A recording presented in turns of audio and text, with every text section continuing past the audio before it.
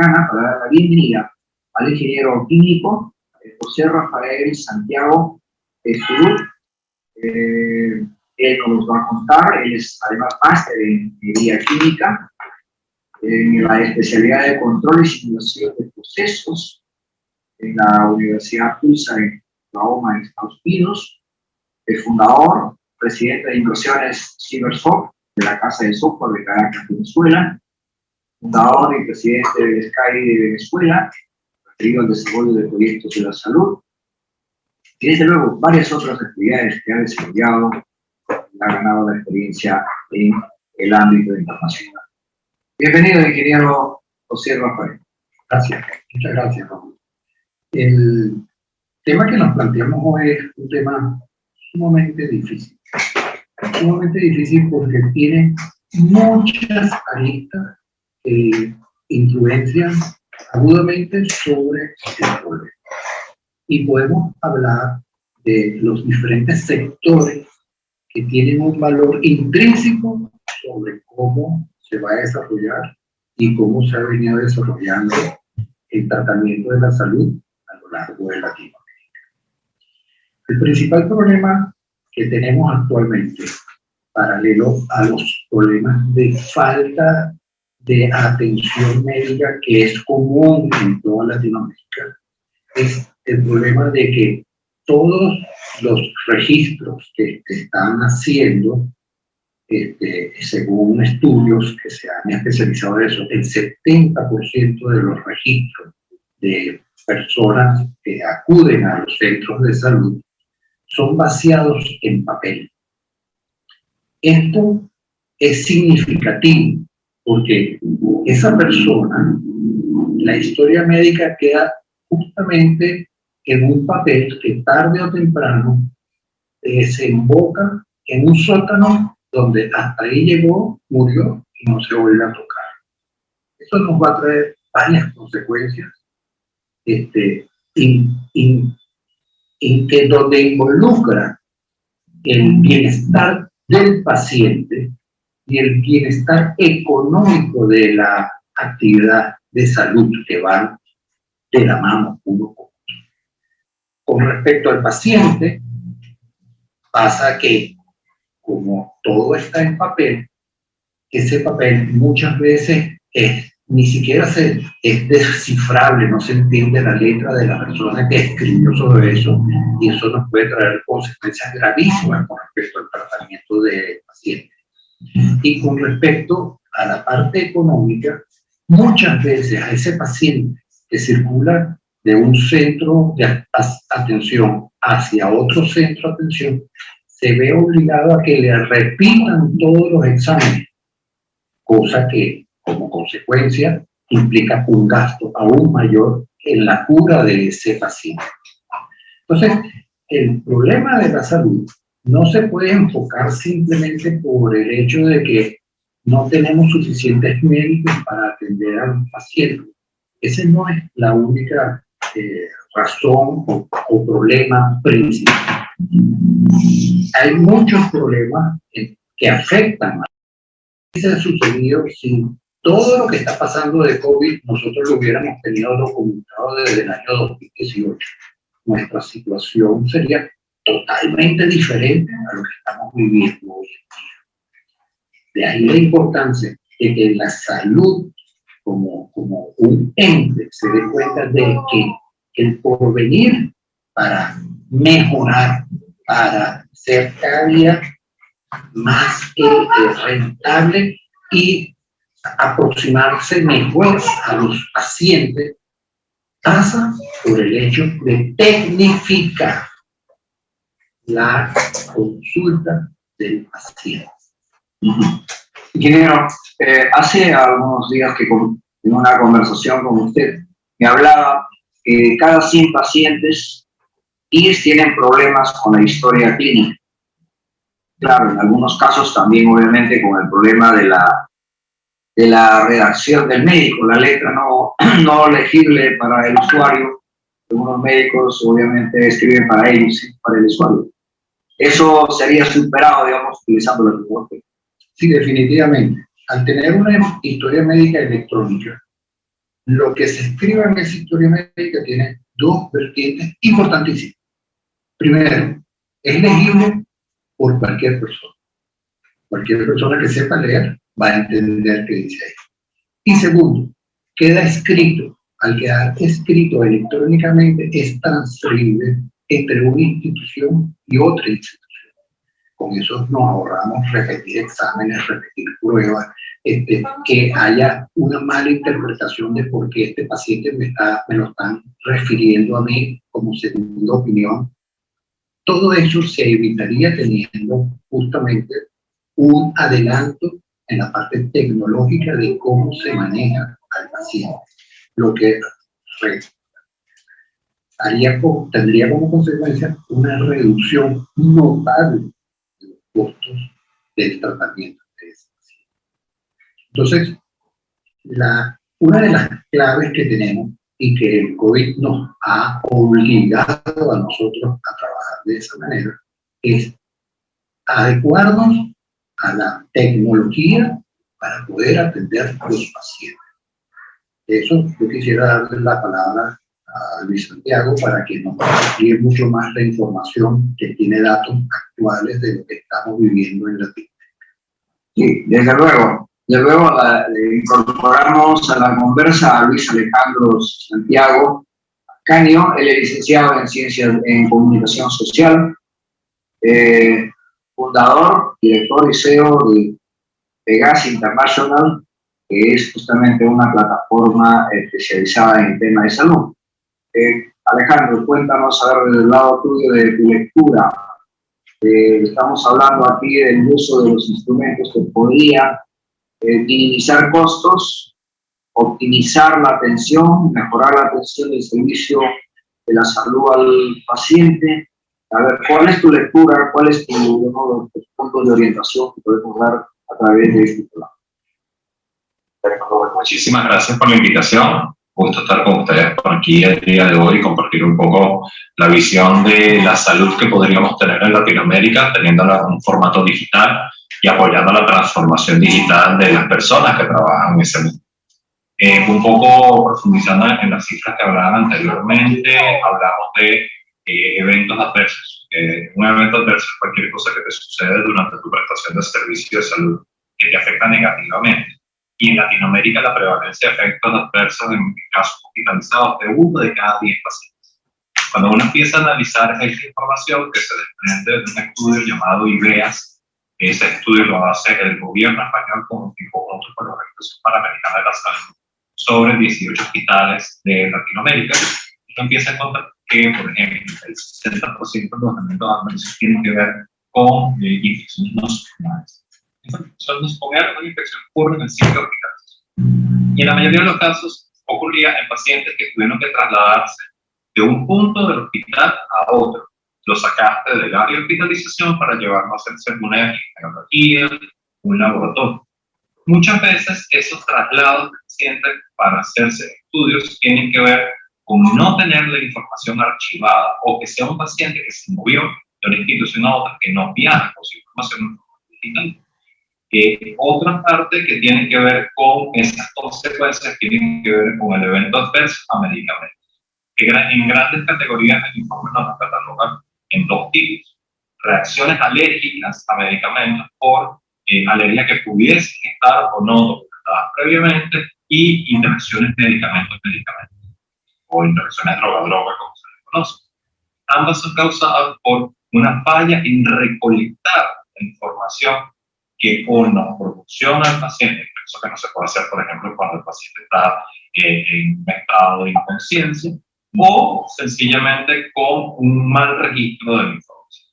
Y cuando uno se va al mundo de la salud y ve, por ejemplo, con la información que tiene que lidiar una enfermera, que es la que al final está encargada de suministrar el medicamento al paciente, se puede encontrar con información ininteligible que dejó el médico que está viendo a ese paciente. Entonces es un riesgo enorme tener esta información en un formato que puede no ser comprendido por la otra persona. Al final reducimos estas circunstancias a que un 60% de esos eventos adversos que estamos hablando pueden ser aducibles fácilmente a problemas de comunicación en el proceso de prestación de servicio de salud al paciente. Si hablamos de 1 de cada 10 pacientes, la cantidad es enorme. Ajá. No sé si el estudio desarrollado por el lado de ustedes o la experiencia que nos acompaña, se ve en otros países de América Latina algo que en el Perú sucede. Y esto es la no validación, por ejemplo, de un diagnóstico clínico, llámese una radiografía, hecha en una entidad privada, llevado a una entidad pública, es decir, a un hospital público.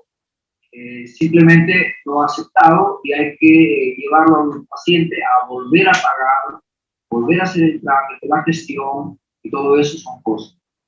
Si tienes algunos indicadores, me encantaría. Efectivamente, cuando nosotros empezamos a tener esta información en formato digital, que las instituciones que se unen al dejado, a archivos de información en formato digital, estudios en Estados Unidos hablan de una reducción de hasta 18% de los costos de prestación de servicios. Y es una cantidad importante que hablamos inclusive de que tener esta información en un formato digital validado por pares podría reducir puntos sobre el gasto del Producto Interno Público. Entonces, ya uno lo empieza a ver también, por ejemplo, cuando te llega ese paciente de un centro privado o un centro público, le repites una batería de pruebas y te puedes gastar miles de dólares en hacer pruebas muy costosas que has podido tener en un formato todavía válido para ser analizado en un historial único de ese paciente. Pero no tener esa información en digital sencillamente la perdí. Y bueno, la otra pregunta va en el sentido de la telemedicina, del consultorio electrónico. Por ejemplo, hay algunos estudios que hablan del control desde un celular, desde una tablet, digamos, a los indicadores de un diabético o algunos otros problemas que pueden ya dar síntomas a su médico desde cualquier lado, desde cualquier punto, utilizando la tecnología. ¿Qué nos pueden avanzar, comentar? En Pegasi hacemos un ejercicio importante del uso de la teleconsulta en el día a día del paciente. Y la idea, pues, un poco es permitir esa comunicación para una reducción importante de costos. Yo no sé si tienes alguna información actualizada con respecto al tema de teleconsultas, que el área de dominio de la Asociación Iberoamericana de Teleconsulta, que nos puedas comentar un poquito al respecto.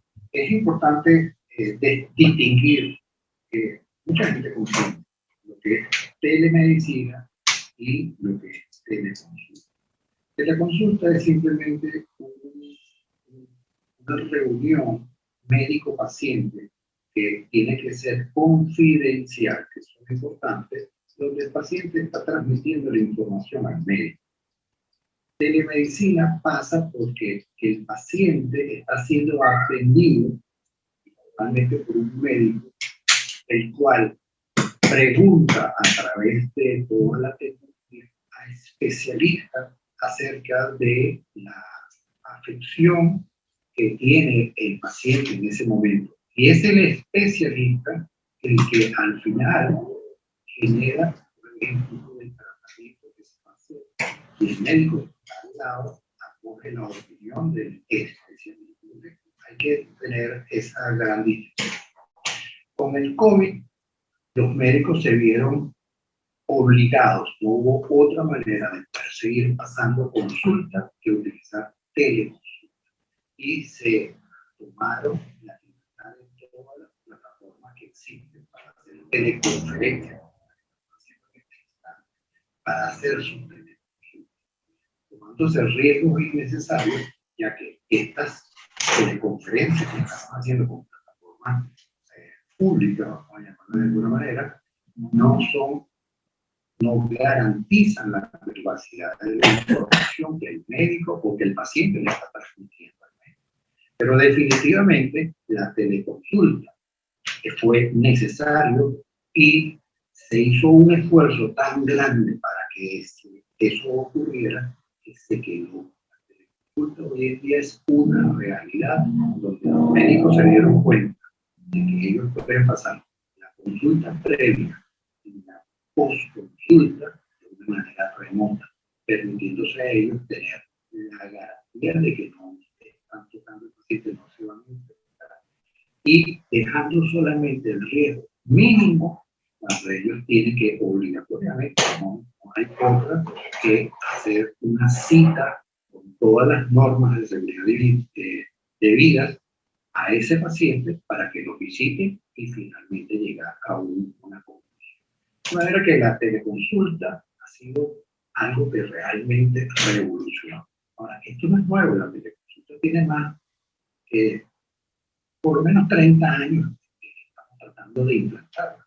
Perú ha sido uno de los países pioneros en el uso de telemedicina, por las circunstancias geográficas de ustedes, donde los centros de trabajo están muy alejados a ciudades donde hay hospitales y centros de atención de salud. Entonces, en Perú hubo la necesidad de crear toda la parafernalia para poder utilizar la teleconsulta. Pero aunque eso es una realidad en Perú, en otros países de Latinoamérica ni siquiera soñaban con que íbamos a pasar teleconsulta por la cotidianidad de tener el paciente al lado. Hoy en día teleconsulta llegó, es una acción ordinaria, normal, diaria, y llegó para quedarse. Cierto, llegó para quedarse y nos obliga a ingresar a este mundo competitivo. Nos obliga no solo a querer, sino a aceptar las condiciones del uso de las herramientas tecnológicas. En ese contexto, ¿cuál es la prospección de ustedes, empresa, como hospitales, como especialistas, para los próximos años? ¿Qué va a pasar? El COVID está dejando secuelas, no solamente positivos. Los que se van recuperando se van quedando con una serie de secuelas en su vida, en su salud. Pero a eso se suma, en varios países de América Latina, no estamos hablando de los otros problemas de la salud. No estamos dándole mayor importancia al tema del cáncer, al tema de la diabetes, al tema, y otros en general. Entonces, ¿cómo ustedes miran el escenario de la salud para América Latina? Yo creo que ahí lo interesante que podemos ver en este caso con respecto al alcance de la teleconsulta es, en el caso particular de América Latina, se puede convertir en un gran democratizador de los servicios de salud. Sabemos que lo que llamamos normalmente hospitales de ladrillo, o sea, que son hospitales físicos, no tienen un alcance geográfico suficientemente amplio como para cubrir el total de la población de América Latina. Se calcula que solo el 12% de la población de la región tiene acceso a servicios hospitalarios. Y cuando tiene acceso a servicios hospitalarios, estamos hablando de atención primaria de salud en la mayoría de los casos. Así que tener un acceso a un hospital de segundo, tercero o cuarto nivel es muy limitado para la población. Entonces, si ya nosotros empezamos a hablar de un servicio de atención primaria extendido a través de teleconsulta que puede ser ejercida por el sector público, y casos espectaculares en Brasil, en donde los servicios de teleconsulta durante la pandemia colapsaron por la enorme demanda, lo que quiere decir que hubo una excelente adopción por parte tanto de los pacientes como de los médicos, como en el sector privado se abre un marco de posibilidad de democratización del acceso a la salud. Sin embargo, y eso hay un punto importante que tenemos que rescatar con respecto a la situación de América Latina, es que el servicio de teleconsulta depende obligatoriamente de la estabilidad de nuestros servicios. Y eso es un problema muy fuerte que vemos en Latinoamérica, donde la brecha digital es de más del 70% de la población que todavía no tiene ni las competencias para la utilización de dispositivos inteligentes, ni el acceso a redes, sea porque no las pueden pagar o porque si las pueden pagar no tienen cobertura suficiente para acceder a este tipo de servicios. Entonces, siguen dependiendo muy fuertemente de los espacios físicos para la toma de servicios de salud, que como ya decimos, son insuficientes y, bueno, el gobierno pues, un poco en el tiempo han ido intentando superar ese dato, muchas veces es limitada la inversión. Entonces, lo que vemos como un espacio de mejora muy grande es a través de la tecnología, reducir los costos de prestación de servicios de salud y poder integrar a ese paciente, que nombramos muy bien el caso de cáncer, un paciente inmunocomprimido, disculpa, que no tiene la posibilidad de salir a calle con el COVID porque es seguro que podría hablar. Entonces, ese fue un paciente que, debido a que nuestros sistemas de salud con su presencia se volcaron a atender al paciente con COVID, no le prestaron atención a este paciente que necesita una revisión semanal, quincenal, mensual. Y cuando acabe la pandemia vamos a lidiar no solo con el paciente que tiene alguna forma de compromiso pulmonar, que es el más frecuente con el COVID, sino también con estos pacientes que, por habernos desatendido, ya que estábamos volcados a atendiendo el COVID, sus situaciones empeoraron de una manera que resulta más costoso ahora atenderlo en una situación de salud mucho más comprometida. Entonces, el énfasis viene en, por ejemplo, gobiernos como el chileno. El gobierno peruano ha hecho un trabajo espectacular en incentivar el uso de dispositivos de teleconsulta y hacer alianzas público-privadas para potenciarlas. El impacto positivo va a estar en que, ya que todos nos estamos volcando hacia la tecnología, convirtamos la salud digital en un gran democratizador de acceso. Es muy importante notar que para que esto suceda, los actores que influencian sobre la salud se pongan de acuerdo. Y cuando digo los actores, nombro cuatro solamente, principalmente gobiernos, industria farmacéutica, todo lo que respecta a la parte de seguros, porque aquí no solamente estoy incluyendo seguros privados, seguros públicos. Todos nuestros países tienen seguros sociales. Tienen que ponerse de acuerdo y orientar sus políticas hacia la política de la mejor salud hacia el paciente. Y hemos demostrado definitivamente que la mejor salud para el paciente es evitar que el paciente se enferme. Los seguros, finalmente, después de tantos años de hablar con gente del ramo de seguros, entendieron que es mucho más barato, definitivamente, evitar que el paciente se enferme que pagar una enfermedad. Entonces, todos tienen que alinearse en esa ruta. Todos los actores que influencian directamente sobre el paciente. Y además de esto, el paciente también tiene que ser parte activa para que entre los cuatro factores que mencioné puedan ayudar al médico. Porque nos olvidamos que el médico es un ser humano que trata de hacer lo mejor posible, pero de nuevo, es un ser humano. Han tratado de endiosar a los médicos como super personas y no son. Ellos son seres humanos como cualquiera de nosotros. ¿Sí? Entonces hay que ayudarlos a ellos. Y todos los factores que involucran la salud del pueblo, la salud de las personas, tienen que hacer esfuerzos para que el médico que está en el centro de todo esto que está sucediendo tenga las mejores condiciones para que él trabaje. Esas mejores condiciones pasan por hacer que la tecnología llegue a manos de los médicos. El gobierno tiene que de alguna manera dictar políticas para que en los sitios públicos se maneje tecnología. Eso es necesario. Los institutos de seguro tienen que buscar la manera para que los médicos que trabajan con ellos puedan accesar a la tecnología. Y las farmacéuticas, que es un factor importantísimo dentro de la salud, tienen que apoyar a que se logre la tecnología dentro del manejo de la salud. Bien, muchísimas gracias, ingeniero José Rafael Santiago. Igual, muchas gracias a Luis Alejandro Santiago Escaño por valiosos aportes para la salud en América Latina. Y desde luego, la invocación a dejar el lápiz y el papel, que es lo que siempre nos señala, en este caso, nuestro invitado, el ingeniero José Rafael, y importante esta reflexión. Nuestro saludo, nuestro reconocimiento a los médicos, a las enfermeras, que desde luego, todo tiempo son la labor principal para ayudarnos en nuestra salud. pero hoy más que nunca está en la primera línea de fuego frente a esta guerra con un enemigo invisible que se llama el COVID-19. Muchísimas gracias. Además, y esperamos dialogar en algún otro tema.